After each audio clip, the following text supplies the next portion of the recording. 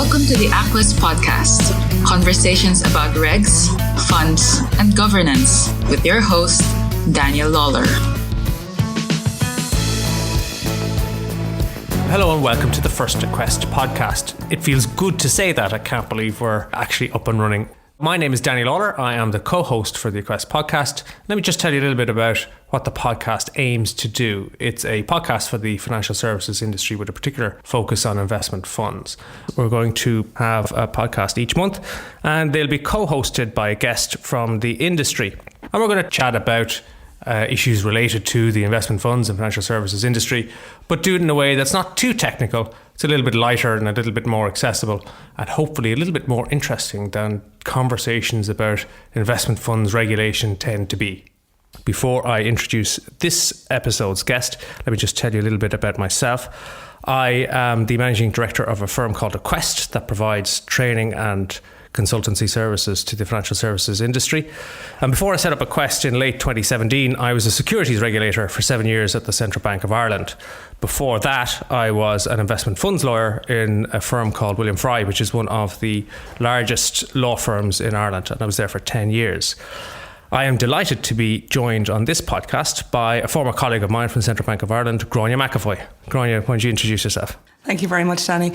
My name is Grainne McEvoy and I have worked with the Central Bank all of my career, far too many years, and I'd like to mention. Oh, you're being kind. But to be fair to say, I came in straight from university, and when I joined the Central Bank, my understanding of their role and function was very much to print money and as lender of last resort. My view was very narrow in terms of that was our role and function. But actually the bit that surprised me most about joining the organisation was the breadth of responsibilities the Central Bank had. I've worked largely in the funds area, in the authorisation side and supervision. I spent quite a long time in the policy area where a lot of our work would have focused on EU and international policy development. And more recently, I suppose my career has taken a different line where it's more in the management side. And what is it that you like the most about working in the Central Bank? I think, to be honest, it's probably around the diversity. It's very cliche to say that no 2 days are the same, but to be perfectly honest, they aren't. So I guess I've been very fortunate in that you seek to influence EU and international law. The next day you could be very much working with our local agents, our industry here in Dublin in terms of formulating the right regulatory model for supervising the sector. The next day could be right down to the day job where you're looking at a particular problem on a fund. So the diversity of it keeps me engaged and interested in the sector that we regulate in the first instance. I suppose that's one thing that certainly did interest me. The second is how it has evolved. And I think that's really important. If you look back, the industry has grown so much in the last 20 years to be very much a large, international, credible funds jurisdiction. And even practices and how they have evolved over time has actually always been quite interesting for me. Quite simply, from the start, we would have accepted in everything in paper form, and now how technologies and how innovation has actually moved that world forward light years away from where we were 10, 15, 20 years ago. I know when I worked for the Central Bank, the things that I enjoyed most were, I was on the policy side, so it was very much about rulemaking and about, attending international meetings with our colleagues in Europe at ESMA in Paris and attending IOSCO meetings. So a lot of focus on being part of the international community and trying to put forward the central bank's views and stuff like that. And because you were at the forefront of making of rules and guidance and things like that, I found that very interesting because you were the one that was helping to shape where regulation was going. The other thing I really enjoyed and I was really, I suppose, a bit surprised by when I joined was the quality of people in there. I found, there are a lot of really good people who work there who are interested in doing their best for the public interest and for consumer protection and like a lot of people interested in just doing their best every day in terms of doing a good job. I worked with Martina Kelly in the policy division, and I doubt there's anybody in the country who is more expert than she is on funds regulation. So I enjoyed working there. Do you mind me asking, did it meet your expectations? I guess you had come from industry, from a very commercial law firm, dealing a lot with entities and clients that are, I suppose, driven by business motives, if that makes sense. And like, what was your perception when you moved into the bank? Well, I suppose a lot of people join the central bank for the public good. And I'm afraid I wasn't really one of those. Certainly wasn't a motivating factor. I joined from private practice at a time that our youngest was about a year old and we had a new baby on the way. And it was really about work-life balance. And it certainly was very good on that front. And it lived up to expectations there. But in terms of sort of serving the public interest and the investor protection, that was something that I grew into. It wasn't something I necessarily joined for. But there was a lot about the job that impressed me and the quality of the people there. But I did see the organisation change a lot during the time I was there, the 7 years, like you mentioned. It's more, technology driven, if you like. But even things like, I think it's more governance driven now as well. So when I joined, you would be more likely to deal on a one-to-one basis with queries and what have you. Whereas by the time I left, it was very much queries were submitted in writing, go through a governance process, and the responses are issued as Q&As so that everybody knows what the answer is. So it's there's pluses and minuses to it. It takes longer for queries to be dealt with, but it does mean that everybody knows what the answer to the query is. So I did see the organisation change a good bit. I do also think that it's more demanding of its staff now than it was when I joined. And I think a challenge around that for the central bank is the fact that obviously it is wedded to the public sector pay scale. And when people join or expect a work-life balance, as that is a little bit eroded because the demands are higher, but the salary doesn't commensurate, then that's going to be a challenge for recruiting and retaining staff. But as an organisation, no, it's certainly somewhere you can learn an awful lot. And you mentioned, that your career has been as a regulator. And when I went into the bank, I'd obviously come from industry, so I felt that was a string to my bow that I could have a bit of a different view because I'd been on both sides of the fence, or I had been on one and was now going to the other. Your career obviously has been as a securities regulator. How do you sort of manage that piece? And when you're making decisions, how do you go about it to make sure you're being appropriate and you're not leaning too strongly on one side because you haven't worked in industry yourself? It's certainly a challenge, and I think over time you can run the risk of becoming very maybe clone-like in your thought process, or maybe having a very blinkered view.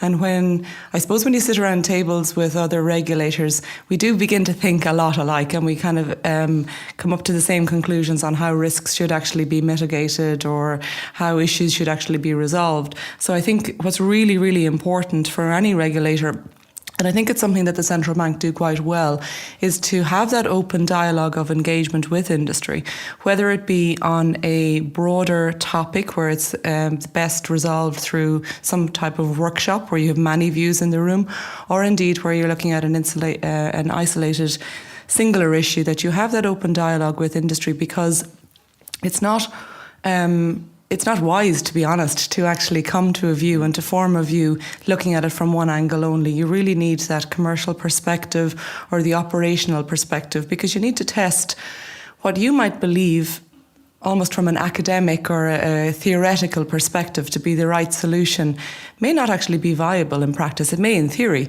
but from a practical perspective, the cost ultimately to the investor, but obviously assumed by industry as well.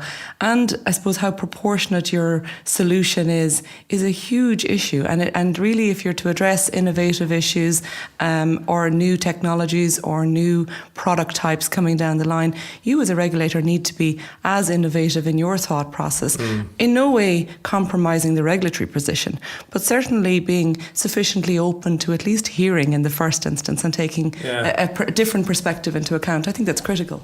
I think there's a danger as a regulator that you start to think that regulating all risk out is good regulation, and that you then your rules are just too rigid and then don't allow investors to take appropriate risks that are the ones that will hopefully generate for them the returns that they need be it saving for a pension or saving for a college fund or whatever it is, because if you regulate all the risk out, then there's no opportunity for return, and that's not good regulation either. Albeit it might feel like it because you're just being safer, but it doesn't help the investor, it doesn't help the economy grow, it doesn't help the country in the longer term if that's the view that you take. Absolutely agree with that. I mean, if you think about the basic premise of how capital markets function, they function on risk and risk taking.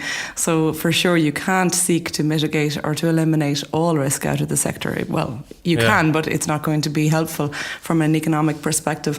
But you also run the risk, which is a greater risk to investors in my mind, of where activity or product type might actually seek a different or an alternative jurisdiction, and that may be one where regulation is not as obvious or as clear. And I'm not so sure that actually serves the public interest or indeed the investor best, where they don't have some of the safeguards and protections that are afforded through regulation in terms of their engagement with the institutions or the product that they're actually seeking to acquire. Yeah, that's true enough. Just talking about working in the central bank, one of the things that I noticed, let's say, was around the way that it's structured, the number of divisions, the way that the acronyms work for each of the divisions, and the structure seemed to change quite a lot. In fact, it did change quite a lot in the time I was in the bank, and it was quite tricky just to keep on top of what the latest structure was and what the latest acronyms for the division stood for. So, for example, my first day when I was getting set up on the computer systems, I was looking for the IT department. I was told it's not called IT, it's called IMTD. So I reckon day one, I was in a bit of a sticky wicket when you can't even find the IT department. So what, what's your take on that? Do you think that is the current structure better? Is it always necessary to make all these changes? Are we likely to see this structure stay for a while? I think change is inevitable. So unfortunately, if you're hoping that the structure that we have at the moment will stay in place, it will for a period of time. But I guess you still have to react to the sectors and the industry that you're regulating, and that continues to change. So you have to keep evolving, because otherwise your practices and your approach may become, to a certain extent, static, which isn't good. So the recent change that we introduced in the bank is to look at financial regulation. That mandate is absolutely huge, and we decided to restructure ourselves into a prudential pillar and a conduct pillar. So you have 3 pillars? We have 3 pillars, yeah. We have central banking, prudential and conduct, all supported by operations, which obviously is the engine room of how the central bank works and functions. And really the purpose of doing that was, in the first instance, I suppose it best helps us deliver on our mandate. Our mandate is very much safeguarding stability and protecting consumers. So you put consumer protection and conduct on an equal footing as the financial stability prudential role of the central bank. And it'll help us better structure ourselves to deliver on our mandate.